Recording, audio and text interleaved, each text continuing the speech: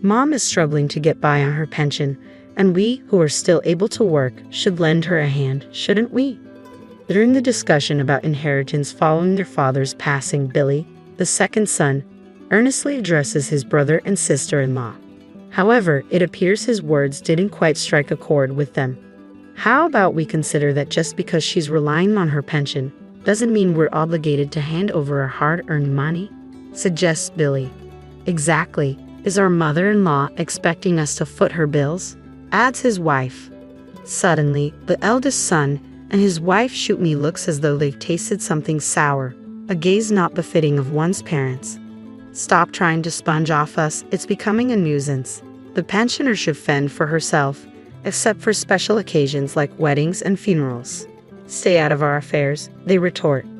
Hey, that's enough, Billy interjects, but I find myself looking down, clenching my fists. Not only are they seemingly impatient for my husband's demise, but they're also griping about inheritance and have labeled me a freeloader. Perhaps I've raised Billy wrong. I can't endure it any longer. Yet I address the eldest son and his wife calmly. I understand your perspective. Let's sever our ties. My name is Catherine, and I'm turning 65 this year. I live with my retired husband, who is kind and supportive. Together, we've raised 2 children, Dan, our eldest son, and Billy, our second. Recently, we've considered renovating our aging home, hoping to live with Dan and his wife, Rebecca, once the renovations are complete. When I broached the topic with Dan over the phone, his reluctance was palpable. Living together? Spare me. Rebecca won't like it either, he retorted. But if we're investing in renovations for our shared benefit, shouldn't it also accommodate their needs? However, from the other end of the line, I could almost hear Rebecca scoff. Living together? That's utterly impossible. I see. Let's just drop this conversation, I said, feeling the weight of the eldest son and his wife's usual superiority complex and cold demeanor. After I hung up, I relayed Dan and the other's sentiments to my husband, exactly as they were. He wore a somewhat lonely expression but spoke up cheerfully. Can't be helped. Let's focus on making the renovations for our comfort in old age. Following that decision, our home was remodeled to our liking, transformed into a barrier-free space. Several months later, scheduled for a meal with both our sons and their wives, Billy and Anne, our second son, arrived first. Anne, always considerate, handed me a hostess gift and immediately offered to help in the kitchen. Mother-in-law, you're always so good at cooking, she praised. Oh, thank you. I'm grateful for your help, Anne, I replied. As we chatted, the eldest son and his wife arrived, plopping heavily onto the sofa and demanding tea. Observing me preparing it, Rebecca and Dan grumbled impatiently. They have no consideration, Rebecca complained. Exactly, we're guests here. Hurry up, Dan added. Just as I was about to serve them, Billy approached Dan quietly from the side. Dan, can't you at least do that much by yourself? He whispered. Shut up, Dan snapped back. At Dan's harsh words, I sighed inwardly. Billy and Anne were kind, yet even they faced Dan's overbearing attitude. However, we had called both siblings together for an important discussion. As dinner commenced, Dan, eating grumpily, broke the silence. Hey Dad, since you called us here, you must have some business. Spit it out. My husband looked at me, and I nodded slightly. The truth is, it has been found that I have lung cancer. Billy and Anne showed genuine surprise, while the expressions of the eldest son and his wife remained unchanged. Dad, cancer. What's the current situation? Starting next week, I'll be hospitalized, I began, the weight of my words heavy in the air. They told me the cancer has spread all over my body, and I've got about 6 months left. That can't be. Well, dreadful news, Dan muttered, almost as if it were someone else's burden. Rebecca chimed in, you can't beat age, right? My uncle quickly passed away from stomach cancer too. Thoughtless words pricked at me, and I couldn't help but raise my voice. Would you two just stop it? I interjected. It's fine, but... My husband's gentle voice calmed me down as he turned his attention to his children. I want you guys to look after your mother after I'm gone. Of course, Dad, we'll take care of Mom, so don't worry, the second son and his wife assured us firmly. Yes, please think about your own health, father-in-law, they added. However, the eldest son and his wife seemed disengaged, absorbed in their cell phones, not seeming to register their father's words at all. As the meal concluded, everyone began to depart. Since the eldest son and his wife left quickly, I stepped outside to see off the second son and his wife. Mom, I know it's tough, but hang in there. We'll also help, of course. Please let us know anything, Billy expressed sincerely. Thank you, Billy, I replied softly, touched by his kindness. With that heartfelt conversation, I bid farewell to the second son and his wife. My husband opted for palliative care over surgery and chemotherapy, so he was admitted to a hospice the following week. I began visiting the hospice almost daily, with my second son and his wife driving me and assisting in my husband's care. However, no matter how much I reached out, the eldest son and his wife never made an appearance.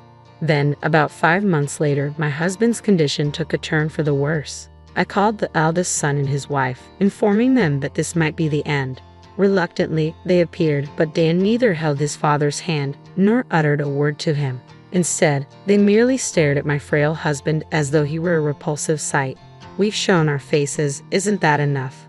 We have matters to attend to, so we'll be leaving now, the elder couple announced abruptly, exiting the hospital room not even 10 minutes after their arrival. As soon as they left, I noticed Rebecca grabbing her jacket. Hastily, I rushed after them. Approaching the staircase leading to the hallway, I saw them descending slowly, engrossed in their conversation and oblivious to my presence. It really seems like Dad's time is near. Hey, what's going to happen to the inheritance when father-in-law is gone? Dan smiled at Rebecca's question. Dad was just a regular employee, but Mom and the rest have been living quite comfortably lately, haven't they? Maybe they've been investing in the stock market or something. We could probably expect a decent inheritance. Haha, Rebecca chuckled. Oh, I can't wait. I've been longing for an overseas trip. I also want to design my own handbag. All we can do now is wait for things to wrap up, Dan remarked. Listening to their conversation, tears welled up in my eyes. I couldn't possibly bring myself to tell my husband about this. Unable to confront them, I silently returned to the hospital room. 2 weeks later, he passed away. I remained by his side for a long time, but it was Billy and his wife who offered me comfort, their support a solace in the midst of grief. I managed to hold myself together, and the funeral proceeded smoothly. After the service, with only family remaining, Dan, unable to contain his impatience, broached the topic of Dad's inheritance. What the hell, Dan? We just laid Dad to rest today, Billy immediately reprimanded him, but Dan's glare silenced any further objections. You, the second son, just shut up. With a firm gaze, I intervened. We'll arrange a meeting to discuss the inheritance next week. For today, please just go home. At my words, the elder couple grunted and promptly left. The following week, the cheerful elder couple and the serious younger couple arrived at our home for the inheritance meeting. Facing them, I began, firstly, I should mention that your father's inheritance amounts to about $30,000. What? Dan exclaimed, visibly taken aback by the news. I'd like to split this according to legal inheritance shares, with me taking half and each of you getting a quarter, I explained. Wait, hold on. Are you sure there's only $30,000? Dan persisted, sensing something amiss in my tone. I handed him a thick envelope. All the documents are in here.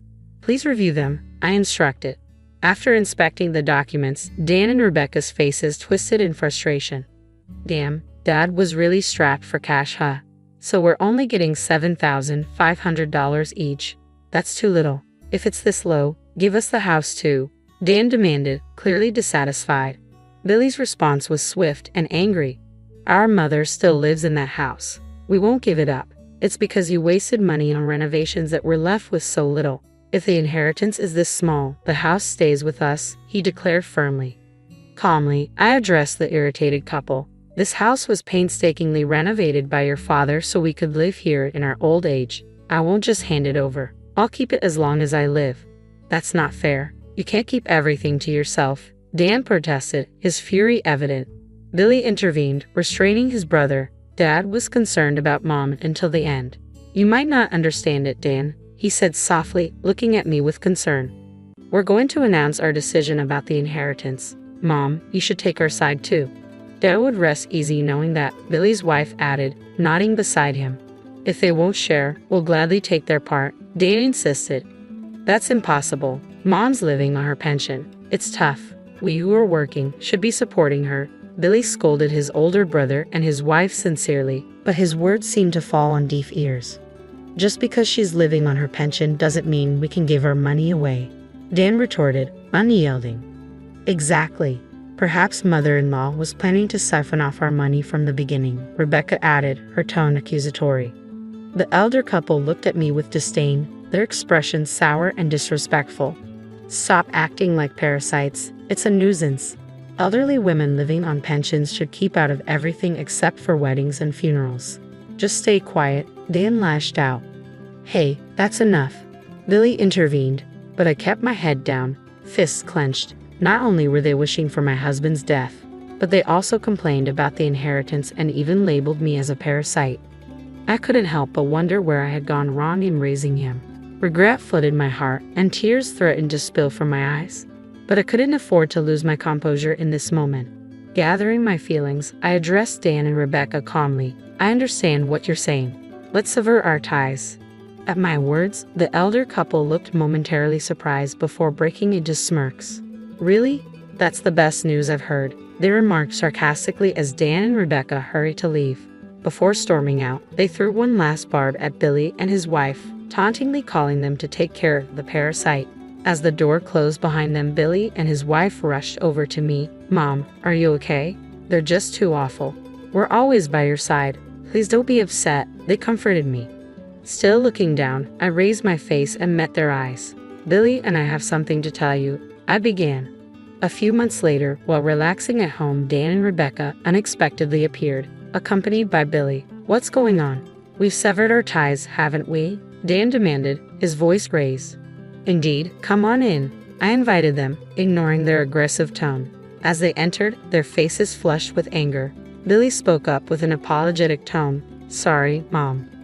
When asked about the house, I couldn't help but invite them in. That's fine for now. Everyone please come in, I said, leading them inside. But as soon as the eldest couple stepped into the living room, they began to raise their voices. What do you mean you're giving the house to Billy? You're disregarding us, they protested. I maintained my composure and explained calmly, Billy has promised to maintain the house and preserve your father's memories. That's why I've decided to leave it to him. Dan stared at me, taken aback. What do you mean? He questioned. Billy and Anne have been a great support to me. It's only natural, I replied warmly, thanking them. We're not here to hear that. You said you'd take over the house yourself, didn't you? The eldest couple retorted. Glancing at the eldest daughter-in-law, who seemed ready to explode, I elaborated. I thought I'd hand it over to someone who would respect your father's and my wishes. Besides, I've started receiving some rental income. Their surprise evident, I continued matter-of-factly. Remember last year when my father, your grandfather, passed away? Billy attended the funeral, but you couldn't because you were out of town. Well, your grandfather was a landlord who owned several buildings and apartments. Finally, the inheritance has been settled, and I've started receiving rental income. The eldest couple's faces displayed shock. We never heard anything about that, they exclaimed. About that rental income, how much are we talking about? Dan inquired. It's about $3 million a year, so it's easy for me to give one of the houses to my adorable son and his wife, I revealed.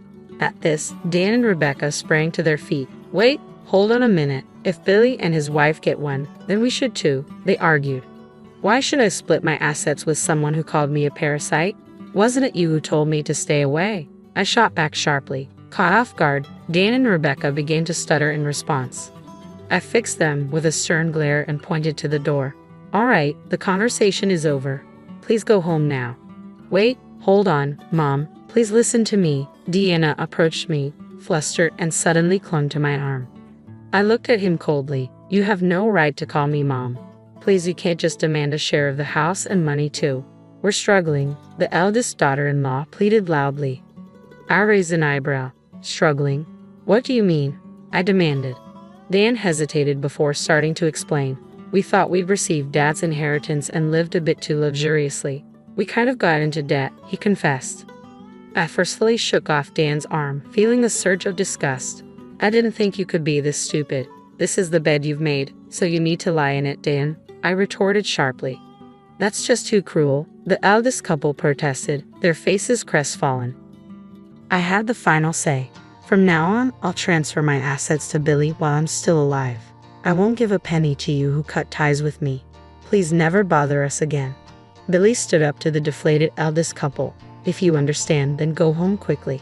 Don't come near Mom or us ever again," he declared firmly, escorting them to the door.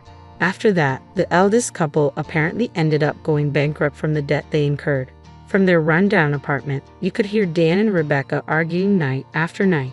For them, who couldn't manage this simple act of cherishing their family, a decent future probably isn't in the cards. As for me, since I passed the house on to Billy, I bought and moved into an apartment nearby that comes with caregiving services. Billy and his wife often come to visit, and they've recently had an adorable baby. I want to continue building a good relationship with Billy's family and cherish each and every day. Hey everyone, I'm Camila, and I want to tell you about my life. I grew up without a lot of money, but my husband Jackson had a totally different childhood. His family was rich, and he even started his own successful business. I have a good job too, but I still feel connected to my middle-class background. The only problem is my mother-in-law Addison. Dealing with Addison was like trying to navigate through a storm. But Jackson's dad, Grayson, was great. Addison, though, enjoyed putting me down and making me feel small about my family's money situation. She criticized us in private and even in public. Jackson always had my back, but Addison's insults never stopped. It got so bad that I thought about leaving Jackson because I didn't want to deal with his family anymore.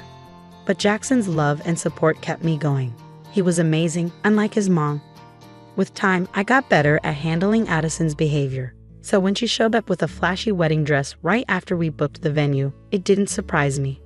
She proudly showed off the dress, asking us what we thought. "Isn't it amazing?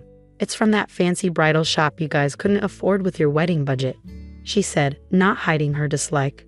When I mentioned that her dress was too fancy for the occasion, she glared at me, clearly upset. I felt really uncomfortable then, not knowing how to handle her extravagant behavior, especially since Jackson and I were planning a simple wedding with just 60 guests to save money. We didn't want to spend too much, so I found a simple wedding dress that fit our budget. But Addison's dress was way too flashy. It was so extravagant that it would definitely steal the spotlight from me at my own wedding. It was obvious she picked it on purpose, knowing it would make a big statement. When I gently suggested she wear something else, Addison got really mad. "How dare you tell me what to wear? I spent $125,000 on this dress. Do you really think I'd waste that money? I'm wearing it, no questions asked." Jackson tried to step in, saying, "Mom, listen to Camila. That dress isn't right for our small wedding. Please pick something more suitable." But Addison wouldn't change her mind. "No way, Jackson. I love this dress. I'm not settling for some random dress like your wife. I have my own standards. It's my big day too as the mother of the groom," she insisted, ignoring how ridiculous she sounded. Jackson, surprised, argued back, "Addison, it's not your big day. Stop trying to steal all the attention. You're not wearing that dress to our wedding." The argument got intense quickly. Addison refused to give up on the dress, leading to a heated exchange between her, Jackson, and Grayson. The tension got so bad that we had to leave early without resolving the issue. Jackson was frustrated, saying, "I can't believe my mom would do this.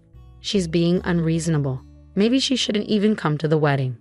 But kicking Addison out of the wedding could make things worse. If we disinvite her, she might make an even bigger scene. She doesn't keep promises, and she does whatever she wants. We need to think of a smarter solution, I suggested, thinking about what might happen if we excluded her from such an important day. Jackson was frustrated too, admitting how badly his mother had treated my family and me over the years. "I'm tired of her insults and disrespect. It has to stop. She can't ruin our wedding."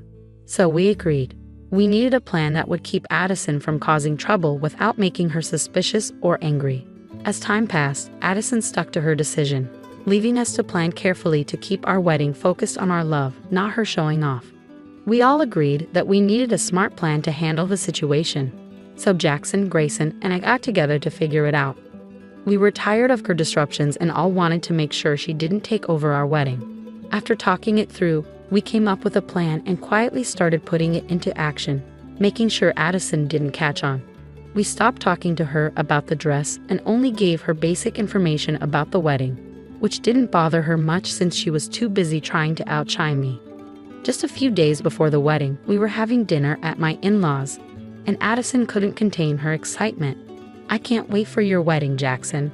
I've been thinking about it for so long." My dress and jewelry are all ready to shine. It's going to be such a special day, she said, clearly thrilled, though it was obvious she was most excited about showing herself off. It will be special, especially because I'll be marrying Camila. Jackson responded subtly, trying to bring the focus back to us, the real reason for the celebration. But Addison quickly made it about herself again. Sure, Camila will look nice. But next to me in my expensive dress, I doubt it. I spent a lot to make sure I stand out. Hearing this, I couldn't help but admire Addison's boldness, insisting she was better and planning to steal the spotlight from the bride on her big day. Jackson complimented Addison's dress to keep things calm, while I silently appreciated his support, squeezing his hand under the table. Grayson, always the wise and calming presence, played a crucial role in our plan. He gently teased Addison, pointing out how strange it was for her to make such big plans for a wedding that wasn't hers. Addison, you're really going all out for a wedding that's not even yours. Shouldn't we focus on the couple getting married? His remarks subtly reminded everyone of the real reason for the celebration, steering the conversation away from Addison's self-centered plans without causing more trouble. This clever move was an important part of our strategy to handle the situation gracefully, making sure the wedding stayed a happy occasion for us and our guests, not just a platform for Addison's ego. As the wedding drew near, Addison insisted on having only the best makeup artist for herself. For my son's big day, I need top-notch treatment. After all, I'm the mother of the groom, she declared. She was determined not to mingle with guests she felt were beneath her, especially while wearing her expensive jewelry, fearing it might get stolen by those unfamiliar with such luxury. Grayson had a clever idea. Why not get ready at home? It's safer and more comfortable, especially with all your plans, he suggested. Addison loved the idea of making a grand entrance and praised Grayson's thoughtfulness, unaware of our hidden agenda. Grayson exchanged a knowing look with us, showing that our plan was going smoothly. Caught up in her own excitement, Addison didn't realize she was falling into our trap. The thought of her surprise on the wedding day brought quiet satisfaction to Jackson and me. Even though I wish I could see her reaction in person, knowing the plan was in motion allowed me to focus on the joy of the upcoming wedding, feeling a sense of relief. While there was a slight worry about the plan being discovered, Jackson and our supportive friends helped ease those concerns. Everything was organized perfectly, reigniting my excitement for the special day. After months of stress, I felt genuinely thrilled about our wedding for the first time in a while. It was shaping up to be a celebration of our love, free from any outside drama. As the wedding morning arrived, bright and beautiful, it felt like the start of a new chapter we had been eagerly waiting for. The weather was perfect, adding to the joy of the day. Grayson, my amazing father-in-law, was the first to arrive at the venue, well before the rest of us. He stopped by to check on me, and despite my nerves, he'd assured me that everything was going according to plan. Don't worry, dear, he reassured me, explaining his early arrival was due to Addison's difficult behavior. Her makeup artist won't be here for another hour. We have plenty of time. I felt immensely grateful for Grayson's support. Thank you so much, Grayson. I can't express how much this means to me, I told him. He smiled warmly, reminding me that I was now part of the family and assuring me that the day would unfold just as we had envisioned. His presence was a comfort, especially considering the challenge of dealing with Addison as my mother-in-law. I felt fortunate to have Grayson by my side. After checking in on me, Grayson made his way to where Jackson and I were getting ready for the ceremony. The day was shaping up to be everything I had ever dreamed of. I'll always remember the look of love on Jackson's face as I walked towards him, escorted by my uncle. Both of us were overcome with emotion, surrounded by our closest friends and family, with Grayson's supportive presence adding to the moment. As for Addison, her grand entrance didn't go as planned. Dressed in her expensive gown and covered in diamonds, she expected all eyes to be on her. But when she arrived at the venue, she was in for a surprise. It was empty. Confused and a bit panicked, she called Jackson, her voice filled with disbelief. "Jackson, what's going on? Why is nobody here?" she asked, clearly caught off guard by the turn of events. Addison frantically searched for us at the venue, puzzled by the absence of familiar faces. Jackson broke the news. She wasn't at the right place because she hadn't been invited to the real wedding. Her confusion quickly turned to disbelief, eliciting laughter and amusement from our side. Even Grayson struggled to contain his laughter, finding the situation quite amusing. As Addison pressed for answers, insisting she was speaking with Jackson and not me, her confusion grew deeper. Jackson calmly explained that although the venue she was at had been booked initially, we had chosen a different location for our ceremony. Learning that the wedding had already happened without her left Addison in disbelief, questioning why she hadn't been informed earlier. Jackson, growing impatient, pointed out that her exclusion was intentional, a decision made to prevent the disruptions her presence might cause. Despite his explanation, Addison couldn't believe that her own son would go to such lengths to keep her from his wedding. The conversation heated up as Jackson confronted her about the unnecessary drama surrounding her dress and her attempts to steal the spotlight from the bride. His firm stance surprised Addison, who struggled to come to terms with the consequences of her actions. Jackson's firm assertion that the day belonged to him and his wife, not to his mother, marked a clear end to the dispute, highlighting the significance of the occasion for the couple over any individual's desire for attention. Jackson emphasized that he would no longer tolerate Addison's disruptive behavior, making it clear that the wedding day was about him and his wife, not anyone else. After delivering this message, he ended the call. Despite Addison's continued attempts to reach him and multiple calls to Grayson, we went on to celebrate our reception surrounded by loved ones, undisturbed by the unfolding drama. During a moment alone, I noticed a call from Addison on my phone. Preparing myself, I answered, only to be met with accusations and insults. She blamed me for her exclusion from the wedding, accusing me of manipulating her son and labeling me a gold digger, envious of her potential to outshine me on my own wedding day. I calmly refuted her claims with facts, explaining that Jackson makes his own decisions based on what he believes is right, and his choice to exclude her was his own, though I did not try to influence him. Undeterred, Addison threatened to crash the reception, claiming she was already outside. I brushed off her threats with a mix of disbelief and indifference, reassuring her that she would find no support here. Returning to the reception, I braced myself for whatever scene might unfold. As expected, Addison's attempt to enter the venue quickly escalated. Dressed in her extravagant gown and denied entry by security, she epitomized frustration and entitlement, her actions bordering on the absurd. Rather than garnering sympathy, this spectacle only reaffirmed our decision to keep her away from our celebration. The guests, aware of the situation, rallied behind us, leaving no room for Addison's theatrics to disrupt our special day. Her attempt to steal the spotlight didn't end in triumph, but in a public display of her own making, starkly contrasting with the joy and unity inside. The disturbance Addison caused outside the venue quickly caught the attention of our guests, prompting everyone to witness the source of the commotion. When Jackson came across his mother causing a scene, his frustration reached its peak. He confronted her, dismayed by her refusal to respect his wishes and her insistence on blaming his wife. "Mom, what are you doing here? I clearly told you that you weren't invited. Why can't you understand that?" Jackson's patience wore thin as Addison played the victim, accusing him of being manipulated by his wife, whom she labeled as jealous. "Mom, listen to yourself. My wife isn't the problem here. It's you, trying to overshadow her with that extravagant dress and jewelry. You knew she had a modest budget. Your actions were meant to belittle her," Jackson argued, hoping to make her realize the selfishness of her behavior. Addison, seeking support, turned to Grayson, hoping he would defend her actions. But Grayson, equally shocked by her behavior, stood by Jackson. "That dress isn't just any dress, Addison. It's practically a wedding gown. How can you not see how inappropriate your actions are? Look around, no one agrees with you," Grayson pointed out, his disappointment clear. Addison's attempt to justify her choice by insulting Camila's family and guests only made the situation worse. "They don't get it because they're from a different background," she argued, clinging to her misguided beliefs about maintaining her supposed class. But Grayson had had enough. "That's it, Addison.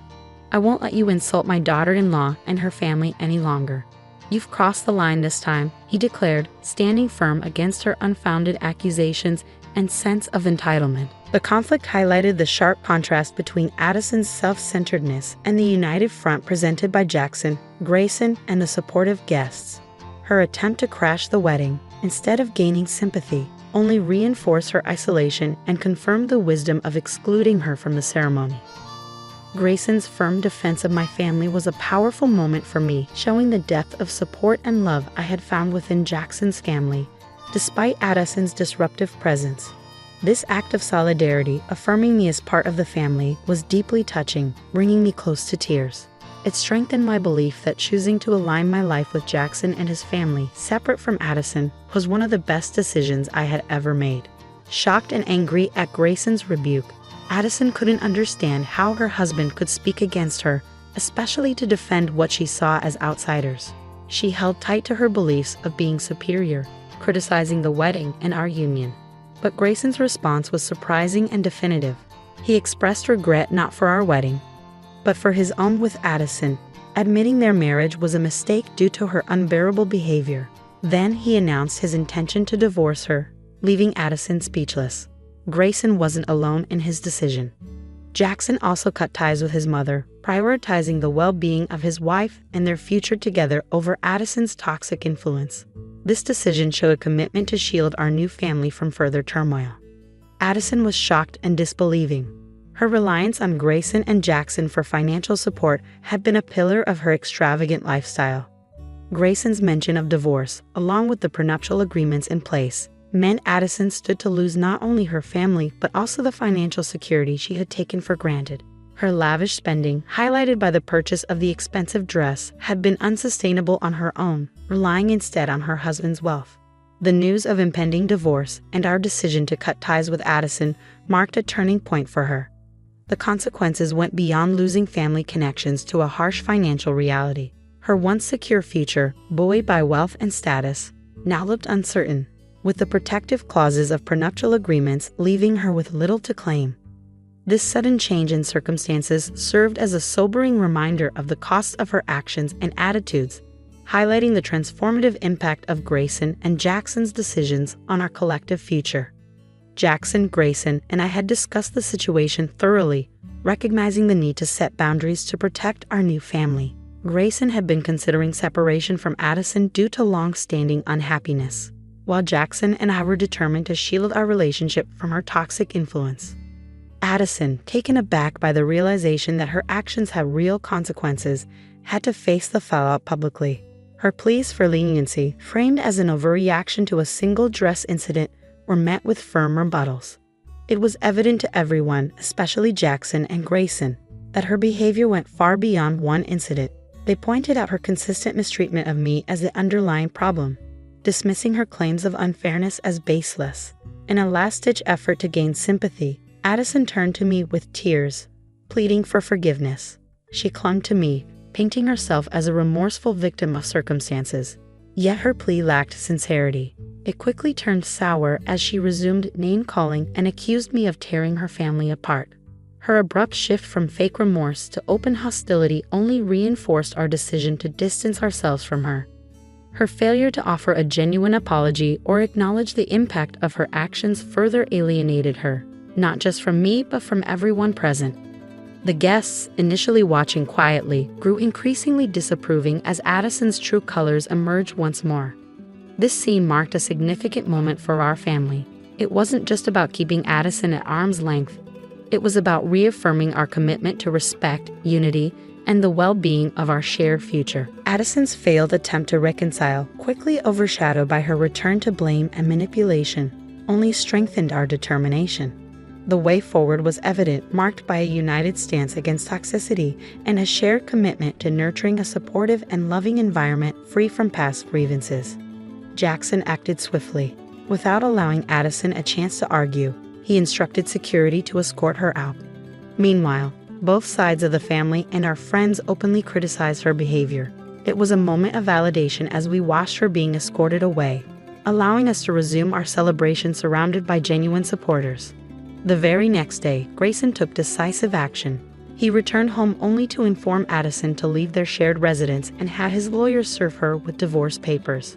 Her attempts to sway Grayson with tears, screams, and threats in front of the lawyer were futile. When she attempted to approach us, seeking an ally or a way to disrupt our peace, we made a conscious choice not to engage, safeguarding our new life together from her drama. Our phones and social media became Addison-free zones, eliminating any avenue for her to reach out. As for Addison's outcome, it was swift and fair.